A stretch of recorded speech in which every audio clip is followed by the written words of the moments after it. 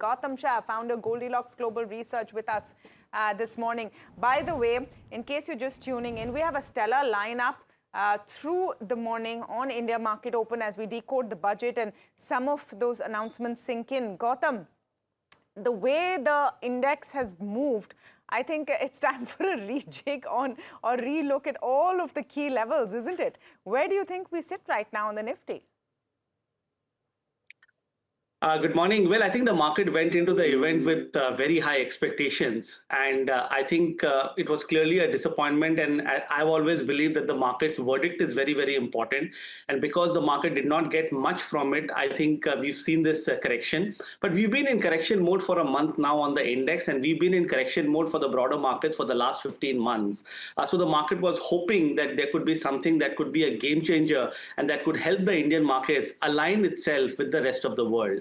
In the last 20 years, since the time I've been looking at markets, India has been the apple of the eye in the global equity basket. But for the first time in 6 months, our market has gone the other way, while most of the world markets, you look at the Asia ETF, Europe ETF, or the developed world ETF, all are delivering. Yesterday, coming back to the Nifty, I think we tested an important support in the form of 24,600. I think that seems to have led to some stability. The market is definitely oversold technically and sentimentally.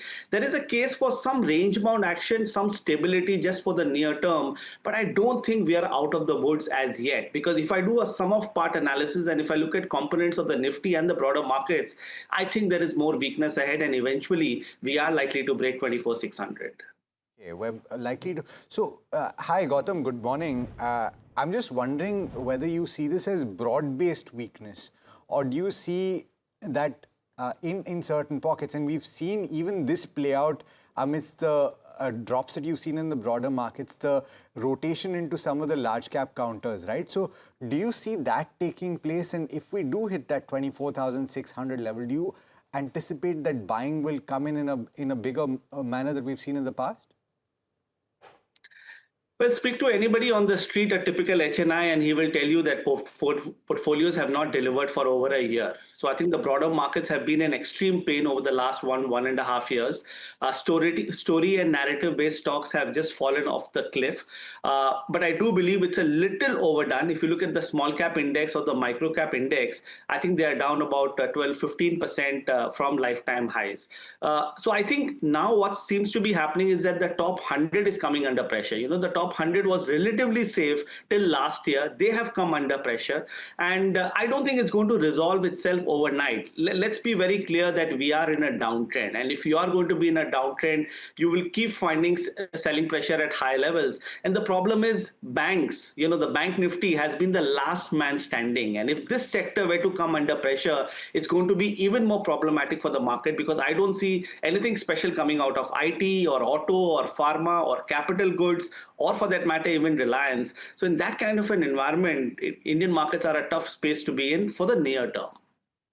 Well, on the tricky one, good morning, Neeraj here, and thanks for joining in. The tricky one is, of course, around commodities and metals, right? Because they not only are the stocks the fervor, but people have wanted to trade into gold, silver, and base metals too in a meaningful way. How do you see that whole complex, both the precious metals and the non-precious ones?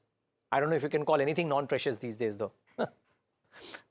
Yeah, that's true. I think firstly, if you talk about the metal stocks in India, I think they have been the poster boys in the last 6 months. And I've said this on your channel multiple times that my favorite for last year was metals, and my favorite for this year is PSU. I think that's pretty clear, and that's where I'm betting on. That's where we are recommending clients to be committed into. But I think the precious metals got a little overdone. It was parabolic. I think this accident had to happen, and it's happened very quickly in a couple of days. And I think this just happens in every single asset class which goes through a parabolic move. So I think we've seen a top in precious metals for now. Probably they will see a little more correction. One should not indulge in any sort of bottom fishing, and I think one should just stay away from precious metals. But the base metal pack, I think, will come back very strongly. So I think copper, aluminum, I think all of these, zinc, I think they will come back. That's a mega trend, and that's here to stay. So if you have to bet anything in hard assets and metals, let it be in the base metals. And I think the base metals proxy proxy stocks in India will continue to do well post a near-term correction, because they had also run up a lot and many stocks gave you returns of 2x and 3x, while the Nifty found it difficult to get into double-digit returns. Okay. So in this context then, Gautam, what according to you should be the strategy? If you are, and I know that you look slightly longer term as well. So from that perspective, should you just park it for a little while, wait for the dust to settle? What should your strategy be? Waiting for the dust to settle has been a great strategy for the last 5 years. And I think the dust has always settled and markets have always come back. And I think that's the biasness that we work as an Indian citizen and an Indian market participant. But this time I'm very concerned. The reason being, India seems to have broken down versus the rest of the world.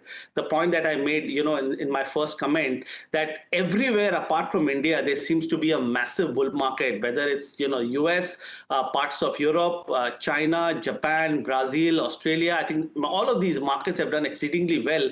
And India is not used to being a student, standing outside the class in a massive global bull market. That concerns me a little bit. And I think our valuations have anyway been a question of debate for a very long period of time. And there is a case of some derating that we seem to be going through as an economy because of the India-Trump, relationship, or the AI or FI selling and all of these factors which are coming at play. And that's probably the reason why the budget was such an important event, because it could have, soothed the nerves of market participants. So not much to hide at this point of time. The three spaces that I like to be in would still be PSU, metals, and banks.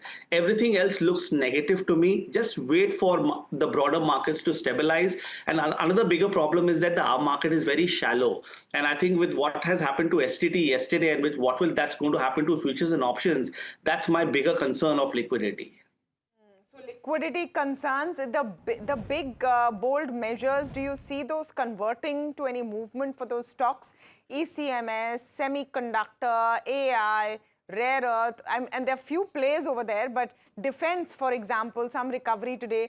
Do you see all of that converting to any gains at all, or would you look back to consumer plays?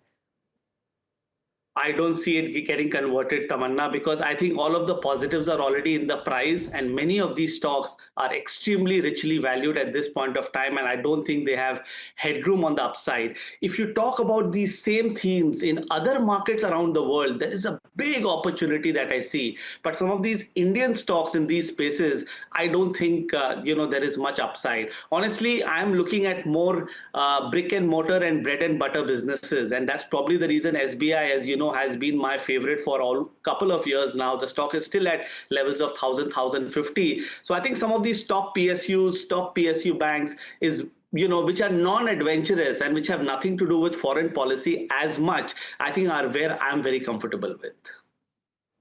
Got it. Okay. Gautam, lovely talking to you, and your concerns are noted. Let's just hope that as India bulls go, these are also short-lived and we come back very, very strongly. But great to get your views just post the budget.